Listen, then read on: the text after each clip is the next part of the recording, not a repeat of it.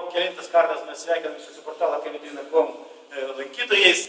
Rinkimai naktys tęsiasi ir šiandien dabar kalbamės su Tvarkos ir Teisingumo partijos Prienų skyriaus kandidatė į merus Rita Juknevičienė, kuri pagal mūsų duomenis kovoja su Alvydu Vaicekausku dėl tos viršūnės, kurie leis patekti į antrą etapą. Aš manyčiau taip.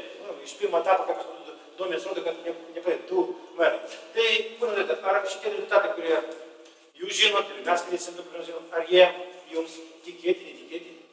Iš tikrųjų, šitie rezultatai yra tikėtini, nes socialdemokratų partija yra iš tiesų stipri mūsų rajone. Tai rodo ir praėjusių savivaldos rinkimų rezultatai, tai rodo Seimo rinkimų rezultatai, o parlamento rezultatai mes visuomet esame šalia greta. Tai šitos rezultatus mes prognozavome ir tai nėra mums kažkas stebėtino ar neįtikėtino. O jūs? Jūsų asmeninis? Jūs dabar beveik ten kovojate dėl pirmos vietos? Iš tiesų ir savo asmeninį rezultatą aš prognozavau tą, tai jeigu būčiau neprognozavus, tai šiaip nebūčiau kandidatavus į mero postą nuo mūsų partijos, nes kiekvienas žmogus turi visuomet prieš pasiryždamas kažkur dalyvauti rinkimuose ar dar kažkokioje veikloje, jisai turi pasverti savo ir kompetenciją, savo politinę patirtį, savo išsilavinimą.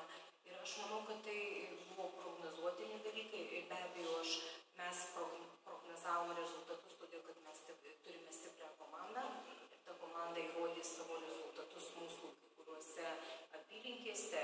Mes iš tiesų žinojome, kuriuose apylinkėse mes esame silpnesni, kuriuose esame stiprus ir tie rezultatai visiškai įrodė dabar. Nes jau mes sekame rinkimus ne pirmą dieną, mes turime nuo 2007-2011 metų rezultatus savivaldos, mes pasižiūrėjome ir dabar Seimo rinkimus, pasižiūrėjome Europarlamentų, tie rinkimų rezultatai yra prognozuojami, mes juos stebime ir tikėjomės būtent tose apylinkėse, kur esame silpnesni, antri, treti mes taip ir turime tokius. Supratome, pradėkime klausimus toks vienas. Jau du aiškus lyderiai į merus, Vaicekauskas ir Juknevičienė. Jeigu jūs pateksit, kaip ten jūs manot, kovo 15 dieną? Laimė bus, kam šypsosi? Moteriai ir vyrai?